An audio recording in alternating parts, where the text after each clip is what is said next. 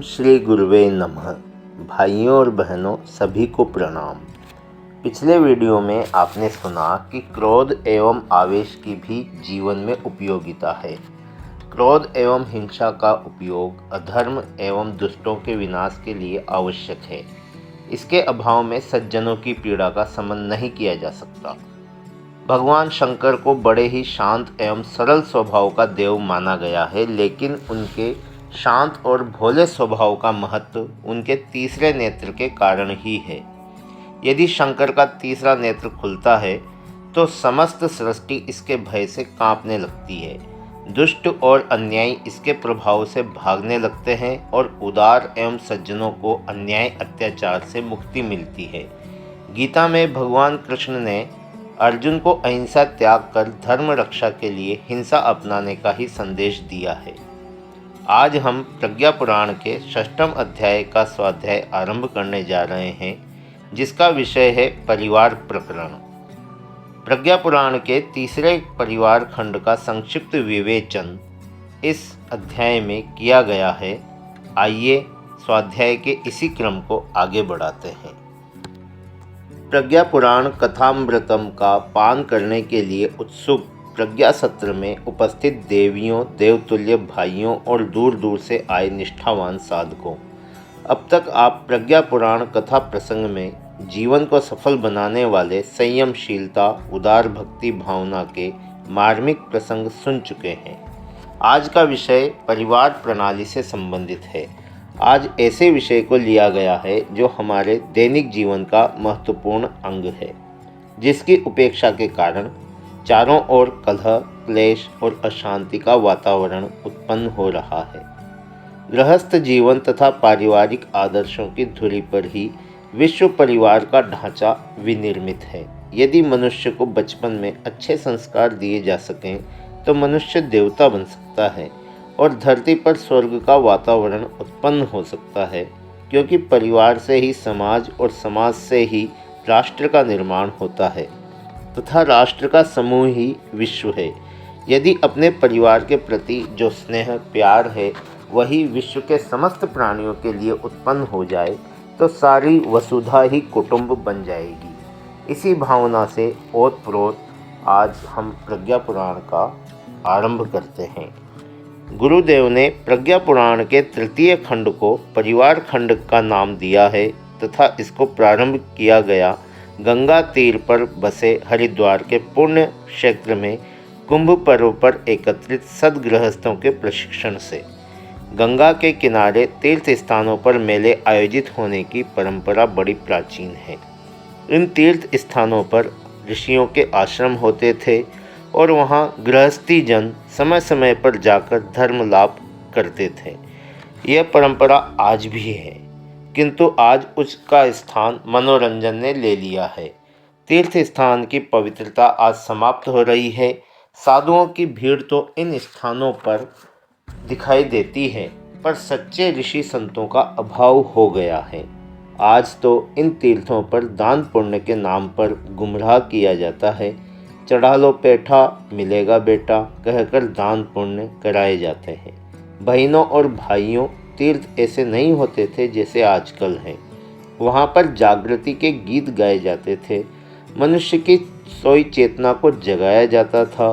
आज तीर्थ स्थानों की दुर्दशा को देखकर ही आचार्य श्री ने गायत्री तपोभूमि आंवलखेड़ा तथा हरिद्वार में शांति कुंज जैसे आश्रम की स्थापना की, जहाँ मनुष्य को संस्कार दिए जा सकें, जहाँ स्वावलंबन, संगीत, उद्योग धंधे, योग व्यायाम की शिक्षा देकर जन चेतना को जगाया जा सके। ऐसे ही आश्रम प्राचीन काल में होते थे। ऐसा ही आश्रम गंगा किनारे धौम्य ऋषि का था। वहाँ पर एक बार कुंभ पर्व पर गृहस्थियों की भीड़ एकत्र हुई। उसे देखकर ऋषि धौम्य ने सोचा कि इस बार के इस मेले का लाभ गृहस्थियों को मिलना चाहिए। यही सोचकर उन्होंने शंखनाद कर घोषणा कर दी कि इस बार आध्यात्म की चर्चा को छोड़कर गृहस्थ जनों की पारिवारिक सामाजिक समस्याओं का समाधान करते हुए जीवन को सफल बनाने के लिए उनका मार्गदर्शन किया जाएगा, क्योंकि आधुनिक काल की समस्याएं प्राचीन काल की समस्याओं से अलग प्रकार की हैं। पहले परिवार सुसंस्कृत होते थे, आज तो रहन सहन, खान पान, शिक्षा प्रणाली सभी में विकार आ गए हैं। दूरदृष्टा ऋषि ने यही सोचा कि सारा देश विसंगतियों में फंसा है, परिवार में कलह हो रहे हैं, व्यक्ति का आचरण भ्रष्ट हो रहा है, तो ऐसे समय में आध्यात्मिक चिंतन की अपेक्षा गृहस्थी जनों को उनके कर्तव्यों की शिक्षा देना भी आवश्यक है। क्योंकि कोई भी व्यक्ति संत, समाज सुधारक, इंजीनियर, डॉक्टर, कलेक्टर, मास्टर बाद में है, पहले वह किसी परिवार का सदस्य है। यह सोचकर उन्होंने शिविर की घोषणा करके सद्गृहस्थों को सत्र में सम्मिलित होने का निमंत्रण दे दिया। सभी गृहस्थी जन अपनी अपनी समस्याओं का समाधान चाहते थे। उन्होंने भी ऋषि के सम्मुख जाकर अपनी समस्याएं रखी और उनका समाधान करने की प्रार्थना की। गृहस्थियों की विनम्र विनय सुनकर ऋषि सबको समझाते हुए कहते हैं, हे सद्गृहस्थों, यह गृहस्थ आश्रम जीवन का पवित्र, आवश्यक और उपयोगी अनुष्ठान है। इसमें रहकर ही आत्मीयता का विस्तार होता है, स्वार्थ पर अंकुश लगता है, आत्मसंयम, परोपकार, त्याग की भावना का उदय होता है। माता पिता, पति पत्नी तथा संतान के प्रति जो श्रद्धा, समर्पण, स्नेह होता है, वही भावना विकसित होकर मनुष्य को महामानव बना देती है। मनुष्य समस्त विश्व में उस पर ब्रह्म के दर्शन करता है। गृहस्थी व्यक्ति योगी और तपस्वी से भी महान होता है। गृहस्थ में रहते हुए परमार्थ करने के अवसर मिलते हैं। महाभारत में सुधन्वा और अर्जुन के बीच भयंकर द्वंद्व युद्ध छिड़ा। दोनों महाबली थे और युद्ध विद्या में प्रवीण, पारंगत भी। घमासान लड़ाई चली, निर्णायक स्थिति नहीं आ रही थी। अंतिम बाजी इस बात पर अड़ी कि फैसला 3 बाणों में ही होगा। या तो इतने में ही किसी का वध होगा, अन्यथा युद्ध बंद करके दोनों पक्ष पराजय स्वीकार करेंगे। जीवन मरण का प्रसंग सामने आ खड़ा होने पर कृष्ण को भी अर्जुन की सहायता करनी पड़ी। उन्होंने हाथ में जल लेकर संकल्प किया कि गोवर्धन उठाने और ब्रज की रक्षा करने के पुण्य को मैं अर्जुन के बाण के साथ जोड़ता हूँ। आग्नेयास्त्र और भी प्रचंड हो गया। काटने का सामान्य उपचार हल्का पड़ रहा था।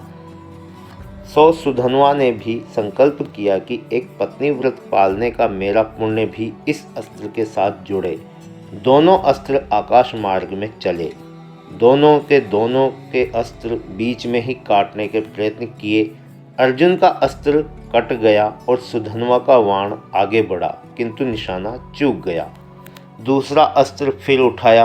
अब की बार कृष्ण ने अपना पुण्य उसके साथ जोड़ा और कहा, ग्राह से गज को बचाने और द्रौपदी की लाज बचाने में मेरा पुण्य अर्जुन के साथ जुड़े। और दूसरी ओर सुधन्वा ने भी वैसा ही किया और कहा, मैंने नीति पूर्वक ही उपार्जन किया है और चरित्र के किसी भी पक्ष में त्रुटि नहीं आने दी हो, तो इसका पुण्य मेरे अस्त्र के साथ जुड़े। इस बार भी दोनों अस्त्र आकाश में टकराए और सुधन्वा के बाण से अर्जुन का बाण आकाश में कटकर धराशाही हो गया। तीसरा अस्त्र और शेष था। इसी पर अंतिम निर्णय था। कृष्ण ने कहा, मेरे बार बार अवतार लेकर धरती का भार उतारने का पुण्य मैं अर्जुन के बाण के साथ जोड़ता हूँ। दूसरी ओर सुधन्वा ने कहा, यदि मैंने स्वार्थ का क्षण भर चिंतन किए बिना धन को निरंतर परमार्थ में निरत रखा हो, तो मेरा पुण्य बाण के साथ जुड़े। इस बार भी सुधन्वा का बाण ही विजयी हुआ। उसने अर्जुन का बाण काट दिया। दोनों पक्षों में कौन अधिक समर्थ है, इसकी जानकारी देवलोक तक पहुंची तो देवता सुधन्वा पर आकाश से पुष्प वर्षा करने लगे। युद्ध समाप्त कर दिया गया। भगवान कृष्ण ने सुधन्वा की पीठ ठोकते हुए कहा, नरश्रेष्ठ, तुमने सिद्ध कर दिया कि नैष्ठिक गृहस्थ साधक किसी भी तपस्वी से कम नहीं होता। गृहस्थ आश्रम में विश्व की अधिकांश जनसंख्या समा जाती है। मानव के सर्वांगीण विकास का प्रथम सोपान परिवार है। धन्य है गृहस्थ आश्रम कहकर महाप्राज्ञ कहते हैं, समाज को सुनागरिक देने की खान परिवार ही है। भक्त, ज्ञानी, पंडित, विद्वान, संत, समाज सुधारक जितने भी महापुरुष हुए हैं वे सब परिवार की फुलवारी के सुगंधित पुष्प हैं जिससे सारा विश्व महकता है। साधारणतया यह मान्यता बन गई है कि गृहस्थ एक बंधन है और इससे बचकर ही रहना चाहिए, किंतु यह धारणा गलत है क्योंकि प्राचीन इतिहास पर दृष्टि डालने से स्पष्ट हो जाता है कि साधारण व्यक्ति की तो बात ही क्या, हमारे ऋषि मुनि भी आश्रम में सपत्नीक रहते थे। योग साधना के समय भी उनकी पत्नियां उनके साथ रहती थी, उनकी संतान भी थी। ईश्वर के अवतारों में भी अधिकांश गृहस्थ थे। राम और कृष्ण ने भी सद्गृहस्थ के रूप में अपना चरित्र प्रस्तुत किया है। स्वामी विवेकानंद सन्यासी थे, किंतु उन्हें भी परमहंस तथा माँ शारदा मणि से संस्कार सीखने को मिले थे। स्वामी विवेकानंद विदेश जा रहे थे। वे माता शारदा मणि के पास आशीर्वाद लेने पहुँचे। माता जी ने कहा, पहले मेरा काम कर, बाद में आशीर्वाद दूंगी। सामने खुली तलवार पड़ी थी। इशारा करते हुए कहा, उसे उठाकर ला। विवेकानंद ने माता के हाथ में मूठ थमा दी और धार वाली नोक अपने हाथ में रखी।